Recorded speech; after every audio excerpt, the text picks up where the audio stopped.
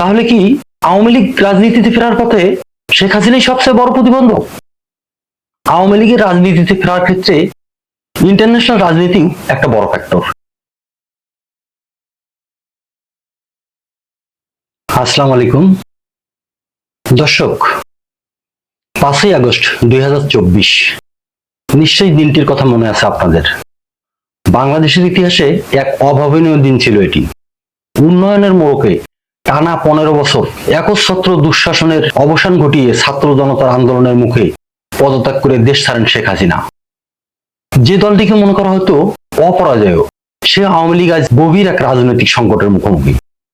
দর্শক, মনে আছে 5 আগস্টের পূর্ববর্তী সময় শেখ হাসিনা বলেছিলেন, শেখের বেটি পালায় না, শেখ হাসিনা পালায় না। নিয়তির নির্মম পরিহাস জনরায় মেনে নিতে হয়, হাসিনাকেও তাই মেনে নিতে হয়েছিল। কিন্তু প্রশ্ন হলো, এই পতন কি সাময়িক, নাকি 2024-এর আগস্ট পরবর্তী প্রেক্ষাপট দলটির ফেরার সম্ভাবনা পুরোপুরি বন্ধ করে দিয়েছে? বিভিন্ন তথ্য উপাত্তের ভিত্তিতে আসুন উন্মোচন করি সেই রহস্য। এক সময়ের ক্ষমতাশালী ধানমন্ডি 32 এবং আওয়ামী লীগের কেন্দ্রীয় কার্যালয় আজ জনশূন্য, ধ্বংসস্তূপ। তথ্যানুসারে বর্তমানে দলীয় কার্যালয়গুলোতে এখন আর এসি চলে না, ফ্যান ঘোরে না, বিজলি বাতিও জ্বলে না। এখন শুধু পুলিশের পাহারা আর শুনশান নীরবতা। এবং শুনেছি এখন সেগুলো মাদক সেবীদের অভয়াশ্রমে পরিণত হয়েছে। শেখ হাসিনার বিরুদ্ধে মানবতা বিরোধী অপরাধের দায়ে আন্তর্জাতিক অপরাধ ট্রাইব্যুনাল তার মৃত্যুদণ্ড দিয়েছে, যা তার ফেরার সম্ভাবনাকে আরো ক্ষীণ করে তুলেছে। বর্তমানে আওয়ামী লীগের জন্য সবচেয়ে বড় চ্যালেঞ্জ হয়ে দাঁড়িয়েছে আইনি নিষেধাজ্ঞা। 2025 সালের 10ই মে অন্তর্বর্তী সরকার সন্ত্রাস বিরোধী আইনের আওতায় দলটির সকল কার্যক্রম নিষিদ্ধ ঘোষণা করেছে।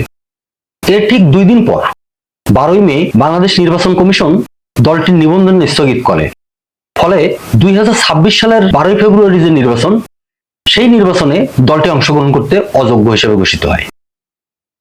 এই নির্বাচনের মাধ্যমে বিএনপি সরকার গঠন করার পরেই সংসদে একটি বিল পাশ করে, যার মাধ্যমে এই নিষেধাজ্ঞাকে একটি প্রাতিষ্ঠানিক রূপ দেওয়া হয়।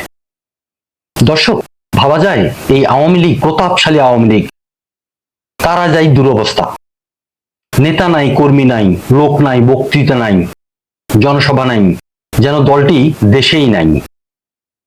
2026 সালের 12 ফেব্রুয়ারি যে নির্বাচন, এই নির্বাচনের মাধ্যমে বাংলাদেশের রাজনৈতিক মানচিত্র পুরোপুরি বদলে গেছে। আওয়ামী লীগবিহীন এই নির্বাচনে বিএনপি এককভাবে 209টি আসন পেয়ে নিরঙ্কুশ সংখ্যাগরিষ্ঠতা অর্জন করে। ক্ষমতায় যাওয়ার মতো সংখ্যাগরিষ্ঠতা অর্জন না করলেও একটি বড় সব ছিল জামাতে ইসলামীর পুনরুত্থান, যারা এককভাবে 77টি আসন অর্জন করে প্রধান বিরোধী শক্তি হিসেবে আবির্ভূত হয়েছে। এটি বাংলাদেশের ইতিহাসে এক বিরল ঘটনা। জনাব তারেক রহমান 17 বছরের নির্বাসন শেষ করে দেশে ফিরে প্রধানমন্ত্রীর দায়িত্ব গ্রহণ করেছেন। এখন দেখার বিষয়, জনাব তারেক রহমান এবং বর্তমান সরকার আসলে কি করে। জনগণের এই রায় স্পষ্ট করে দিয়েছে যে বাংলাদেশের মানুষ এখন একটি ভিন্ন রাজনৈতিক ব্যবস্থা চায়, দ্বিদলীয় বৃত্তের বাহিরে আসতে চায়, পারিবারিক রাজনীতিকে চিরবিদায় জানাতে চায়। দর্শক, অনেকেই 1975 সালের পট পরিবর্তনের সঙ্গে বর্তমান আওয়ামী লীগের পরিস্থিতিকে তুলনা করে থাকেন, কিন্তু বিশ্লেষকরা মনে করেন এবারের পরিস্থিতি অনেক জটিল। 1975-এর 4 বছর পর 1979 সালের নির্বাচনে অংশগ্রহণ করে আওয়ামী লীগ 39টি আসন পেয়ে প্রধান বিরোধী দলে পরিণত হয়। কিন্তু 2024-এর পরবর্তী জনরেশ অনেক গভীর। বিশেষ করে ডিজিটাল যুগে সহিংসতার ভিডিওগুলো মানুষের মনে দগদগে ক্ষত হয়ে আছে। ইন্টারন্যাশনাল ক্রাইম গ্রুপ আইসিজি মনে করে শেখ হাসিনা যতক্ষণ পর্যন্ত দলের নিয়ন্ত্রণ ছাড়বেন না, ততক্ষণ পর্যন্ত আওয়ামী লীগের রাজনীতিতে ফেরার সম্ভাবনা নেই। কিন্তু দর্শক, আমরা তো ঘুরে ফিরে খবর পাচ্ছি হাসিনাই এখন পর্যন্ত দল নিয়ন্ত্রণ করছেন এবং শক্ত হাতেই করছেন। তাহলে কি আওয়ামী লীগ রাজনীতিতে ফেরার পথে শেখ হাসিনাই সবচেয়ে বড় প্রতিবন্ধক? আওয়ামী লীগের রাজনীতিতে ফেরার ক্ষেত্রে ইন্টারন্যাশনাল রাজনীতি একটা বড় ফ্যাক্টর। এর মধ্যে ভারত একটি বড় ফ্যাক্টর। এই দলের অনেক নেতা বর্তমানে ভারতের রাজনৈতিক আশ্রয়ে আছেন। বর্তমান সরকার ভারতের সঙ্গে সম্পর্ক স্বাভাবিক করার চেষ্টা করছেন, কিন্তু বর্তমান বিএনপি সরকার বাংলাদেশ ফার্স্ট পলিসি গ্রহণ করেছে এবং চীন ও পাকিস্তানের সাথে প্রতিরক্ষা ও অর্থনৈতিক সম্পর্ক জোরদার করেছে। দর্শক, এখানেই আছে এক জটিল খেলা। এই ভূ রাজনৈতিক পরিবর্তন আওয়ামী লীগের আন্তর্জাতিক সমর্থন আদায়কে কঠিন করে তুলতে পারে। তাহলে দর্শক, আওয়ামী লীগের মতো একটি ঐতিহ্যবাহী বড় দল পুরোপুরি শেষ হয়ে যাবে? বিশ্লেষক অবিনাশ পালিওয়াল মনে করেন 2026 সালের নির্বাচনে আওয়ামী লীগ বাদ পড়লেও এই দলের দেশে একটি বিশাল সংখ্যক সমর্থক গোষ্ঠী আছে। একথা সত্য যে এখনো বাংলাদেশে আওয়ামী লীগের অনেক সমর্থক গোষ্ঠী আছে, এটিকে অস্বীকার করার উপায় নেই। আগামী 2031 সালের সাধারণ নির্বাচনের আগে দলটি রাজনীতিতে ফিরতে পারে, তবে সেটি নির্ভর করছে বর্তমান বিএনপি সরকারের কার্যক্রম এবং মানুষের প্রত্যাশা পূরণের উপর। এই সরকার যদি ব্যর্থ হয় তবে আওয়ামী লীগের ফেরা অস্বাভাবিক কিছু নয়।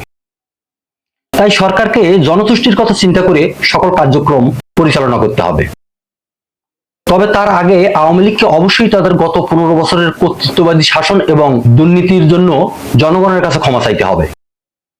আমি ব্যক্তিগতভাবে মনে করি যে কোনো দলেরই একটি নির্বাহী আদেশের মাধ্যমে নিষিদ্ধ হওয়া উচিত না বা রাজনীতি থেকে দূরে রাখাও উচিত না। তবে আওয়ামী লীগকে ফিরতে হলে অবশ্যই তাদেরকে অনেক হিসাব বিকাশ করেই রাজনীতিতে ফিরতে হবে। জনগণের উপর যে অগণতান্ত্রিক এবং স্বৈরতান্ত্রিক শাসন চাপিয়ে দিয়েছিল আওয়ামী লীগ, তার জন্য অবশ্যই আওয়ামী লীগের প্রায়শ্চিত্ত হতে হবে, এটি নিশ্চিত। দর্শক, আপনি কি মনে করেন আগামী 2031 সালের নির্বাচনের আগে আওয়ামী লীগ রাজনীতিতে ফিরতে পারবে?